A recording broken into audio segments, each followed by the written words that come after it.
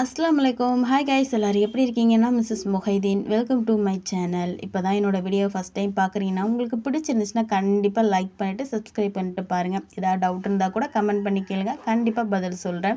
சரி வாங்க வீடியோக்குள்ளே போகலாம். அன்றைக்கி சனிக்கிழமை மதியத்துக்கு மேலே தான் வீடை டீப் க்ளீன் பண்ண ஆரம்பித்தேன். எப்போவுமே வீடை டீப் க்ளீன் பண்ணுறீங்கன்னா மதியம் சாப்பிட்டதுக்கப்புறம் வேலையை ஸ்டார்ட் பண்ணிங்கன்னா ஈவினிங்குள்ளே சீக்கிரமாகவே முடிச்சிடும். காலையில் செய்ய ஆரம்பிச்சிங்க அப்படின்னா மதியம் சாப்பாடு செய்கிற மாதிரி புஷ் ஆகும். ஆனால் அந்த வேலையை முடிச்சு சாப்பாடு செய்கிறப்ப கண்டிப்பாக கடுப்பாகும். அதனால் மதியம் சாப்பிட்டதுக்கப்புறம் பாத்திரத்தை எல்லாத்தையும் மொத்தமாக வெயிலில் விலக்கி வச்சாச்சு. ஃபஸ்ட்டு சூஸ் பண்ண இடம் எதுன்னு பார்த்தீங்கன்னா கிச்சன் தான். கிச்சனை ஃபஸ்ட்டு க்ளீன் பண்ணிட்டாலே ஆல்மோஸ்ட் எல்லா வேலையும் முடிஞ்ச மாதிரி தான். ஃபஸ்ட்டு கவுண்டர் டாப் கீழே பார்த்தீங்கன்னா நான் எப்போவுமே யூஸ் பண்ணுற பாத்திரங்க, அப்புறம் வீட்டுக்கு யாரும் வந்தாங்கன்னா யூஸ் பண்ணுற பாத்திரம் மொத்தமாக தான் வச்சுருப்பேன். அது எல்லாத்தையுமே பசங்களை வச்சு வெயிலில் எடுத்து வச்சாச்சு. கவுண்டர் டாப் மேலே பார்த்தீங்கன்னா இருந்த பாத்திரம் எல்லாத்தையுமே கொஞ்சம் கொஞ்சம் நான் எடுத்து வச்சேன்.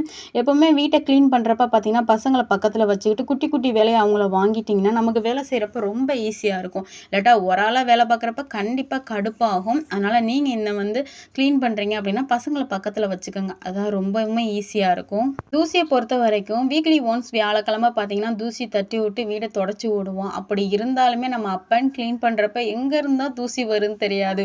நூலாம்படையாக இருந்துச்சு, வெறும் சிலந்தி வேலை தாங்க. அதனால் மேலே இருக்க ஃபுல்லாத்தையுமே ஒட்டடை அடிச்சுட்டு அதுக்கப்புறம் கீழே ஃபுல்லாமே கூட்டி எடுத்தாச்சு. நீங்கள் வீடை கழுவி விடுறதுக்கு முன்னாடி தூசி எல்லாத்தையும் தட்டி நல்லா கூட்டி அள்ளிடணும். இல்லைன்னு வச்சுக்கோங்க, நீங்கள் அதுக்கப்புறம் தண்ணி ஊற்றுறப்ப அந்த தூசி அந்த நூலாம்படை எல்லாமே ஒரு இடத்துல இருந்து நமக்கு வேலையை ஹெவியாக தான் ஆக்கும். இன்றைக்கி கிச்சனை க்ளீன் பண்ணுறதுக்கு ஷாம்பு தான் யூஸ் பண்ண போகிறேன். என்னோடய மாமியார் வீட்டில் நோம்புக்கு பார்த்தீங்கன்னா க்ளீன் பண்ணுறோம் அப்படின்னா பார்த்தீங்கன்னா ஷாம்பு போட்டு தான் அலசி விடுவாங்க. அது என்னமோ காஞ்சதுக்கப்புறம் பார்த்தீங்கன்னா அப்படியே வீடே மணக்கிற மாதிரி அந்தளவுக்கு ஸ்மெல்லாக இருக்கும். இன்றைக்கி அதை தான் அப்ளை பண்ணி பார்க்க போகிறேன். ஒரு கப்பில் ஷாம்பு தண்ணி மிக்ஸ் பண்ணிவிட்டு கவுண்டர் டாப்பை கம்பி போட்டு நல்லா தேய்ச்சிட்டு அதுக்கப்புறம் அப்புறம் கேஸ் ஸ்டவ்வையும் தேய்ச்சிட்டு அதில் இருக்க அந்த நாப்புமே அழுக்காக தான் இருக்கும். அதனால் அந்த ஸ்டாண்டு அந்த நாப்பு எல்லாத்தையுமே கொஞ்சம் தண்ணி ஊற்றி ஊற வச்சுட்டு அப்புறம் கம்பி போட்டு தேய்ச்சிட்டு நம்ம வீட்டில் யூஸ் பண்ணாத அந்த ப்ரஷ் இருக்கும் அதையுமே நான் நல்லா தேய்ச்சி விட்டாச்சு. இப்படி பண்ணுறப்ப நல்லா க்ளீன் ஆயிரும். நமக்கு அப்படி புதுசு மாதிரி இருக்கும். வேணால் ட்ரை பண்ணி பாருங்கள். எப்போவுமே க்ளீன் பண்ணுறப்போ ஃப்ரிட்ஜ் இல்லை. இப்போது ஒரு 5-6 வருஷமாக ஃப்ரிட்ஜு கிடையாது. இப்போ தான் அதனால் கொஞ்சம் எனக்கு கொஞ்சம் கஷ்டமாக இருந்துச்சுன்னா சொல்லணும். இருந்தாலும் எல்லா வேலையும் சீக்கிரமாகவே முடிச்சாச்சு. கிச்சனை நல்லா அலசி விட்டதுக்கப்புறம் பார்த்தீங்கன்னா இந்த மாதிரி கேஸ் ஸ்டவ் வெயிலில் வச்சுருந்தேன். அது நல்லா ஒரு ஃப்ரெஷ் லுக்கு கொடுத்துச்சு. அதுக்கப்புறம் நாப்பம் மாட்டிட்டு ஓஸ் லைன் எடுத்து விட்ருந்தேன். அதை மாட்டுறப்ப பார்த்தீங்கன்னா இந்த மாதிரி நம்ம கரண்ட் வயர் மாட்டுற அந்த ஒற்றை டேப் இருக்கும், அப்புறம் பைப்லைன் மாட்டுற அந்த டேப் இருக்கும் பார்த்தீங்களா, அதை வச்சு நல்லா சுற்றி கட்டி விட்டிங்கன்னா கேஸ் லீக்கேஜே ஆகாது, ரொம்ப டைட்டாகவே இருக்கும். அதுக்கப்புறம் கிச்சன் ரேக்கு, அதுக்கப்புறம் ஃப்ரிட்ஜுக்கு பின்னாடி இருக்க அந்த டப்பா எல்லாத்தையுமே க்ளீன் பண்ணி எடுத்து வச்சு திரும்பவும் மாட்ட ஆரம்பிச்சிட்டேன். கிச்சன் ஆர்கனைஸ் பெருசாக ஒன்றும் கிடையாதுங்க. எடுத்த பொருளை எடுத்த இடத்துல வச்சாச்சு. என்னோட மாமியார் எப்பவுமே சொல்றதுதான், எப்பவுமே எடுத்த பொருளை எடுத்த இடத்துல வச்சுட்டீங்கன்னா நீ கரண்ட் போனா கூட அக்யூரேட்டா அந்த இடத்துல தான் இருக்குன்னு ஈஸியாக எடுத்துடலாம் அப்படின்ட்டு அதை தான் இன்ன வரைக்குமே ஃபாலோ பண்ணுறேன். கடைசியாக கிச்சன் இப்படித்தான் இருந்துச்சு. ரொம்ப சூப்பராக எனக்கு ரொம்ப பிடிச்சிருந்துச்சு. அப்பாடா, ஒரு வருஷத்துக்கு அப்புறம் இப்போ தான் க்ளீன் பண்ணுறோம் அப்படின்ற மாதிரி.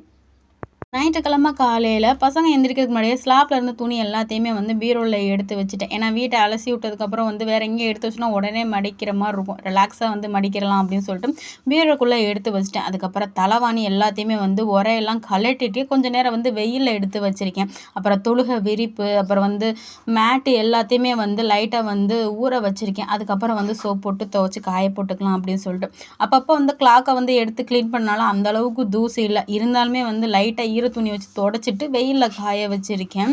எப்போவுமே வீட்டை க்ளீன் பண்ண போகிறீங்க, ரூமை க்ளீன் பண்ணுறீங்க, கிச்சனை க்ளீன் பண்ணுறீங்க அப்படின்னா அந்த ப்ளக்கு வயரெல்லாம் பிடுங்கி விட்டுட்டு சுவிட்சை ஆஃப் பண்ணிடுங்க. 1க்கு 2 தடவை செக் பண்ணிக்கிறது ரொம்பவுமே நல்லது.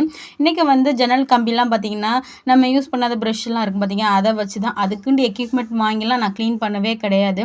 பீரோவை நகட்டுறப்ப தான் சரியான தூசிங்க. பீரோ பார்த்திங்கன்னா அந்த நோன்பு பக்ரீத் அப்போ மட்டும் தான் நகட்டி வைப்பேன். இப்போ போன பக்ரீத்துக்கு க்ளீன் பண்ணது, இப்போ தான் ரம்ஜானுக்கு க்ளீன் பண்ணுறேன். அவ்வளோ தூசி நூலாம்படையாக தான் இருந்துச்சு.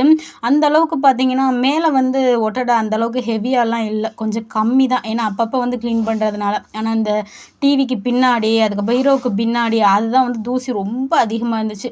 என்னத்தை தான் க்ளீன் பண்ணாலும் அந்தளவுக்கு தூசி இருக்கத்தாங்க செய்யும். பீரோ நகட்டி இது பண்ணுறது தான் கொஞ்சம் கஷ்டமாகவே இருந்துச்சு. நல்லா தூசி தட்டி க்ளீன் பண்ணதுக்கப்புறம் பார்த்திங்கன்னா தண்ணி ஊற்றி ஸ்லாப்பு, அதுக்கப்புறம் ரூமு, அப்புறம் பார்த்திங்கன்னா டிவி ஸ்டாண்டு எல்லாத்தையுமே நல்லா கழுவி விட்டாச்சு.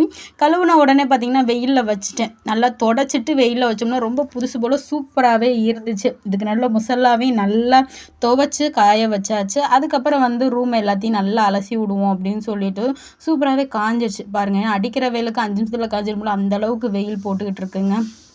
ரூம் அலசி விட்றப்ப பார்த்தீங்கன்னா ஃபஸ்ட்டு வந்து நார்மல் வாட்டரில் வச்சு நல்லா அலசி விட்ருவேன். அதுக்கப்புறம் பார்த்தீங்கன்னா சோப்பு வாட்ரு, அதுக்கப்புறம் வந்து திரும்ப ஒரு நார்மல் வாட்ரு ஒரு 3 தடவை கழுவிட்டோம்னாலே போதும். ரொம்ப சூப்பராகவே காஞ்சிரும். ஃபஸ்ட்டெல்லாம் பசங்க வந்து பீரோவில் வந்து ஸ்டிக்கர் ஒட்டுறப்ப அது ஒன்றும் பெருசாக தெரியல.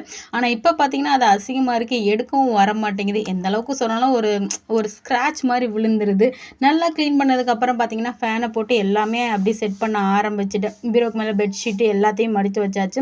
நீங்கள் க்ளீன் பண்ணுறதுக்கு முன்னாடியே கொஞ்சம் கொஞ்சமாக அந்த பெட்ஷீட்டு, தலைவாணி உரை இதெல்லாம் துவைச்சி வச்சுட்டிங்கன்னா அப்போ வந்து ஒரு புஷ்னஸ் இருக்காது. இதெல்லாம் பண்ணணுமே அப்படின்னு சொல்லிட்டு மொத்தமாக பண்ணுறப்ப கஷ்டமாக தான் இருக்கும். கடைசியாக ஓரளவுக்கு ஆர்கனைஸ் பண்ணியாச்சு. இந்த வீடியோ உங்களுக்கு பிடிச்சிருக்குன்னு நம்புகிறேன். நீங்கள் என்ன மாதிரி வேலைகள் பார்த்தீங்க அப்படின்னு சொல்லிட்டு, எத்தனை நாளைக்கு வேலை பார்த்தீங்க அப்படிங்கிறதையும் கமெண்ட் பண்ணுங்கள். ஓகே ஃப்ரெண்ட்ஸ், பாய்.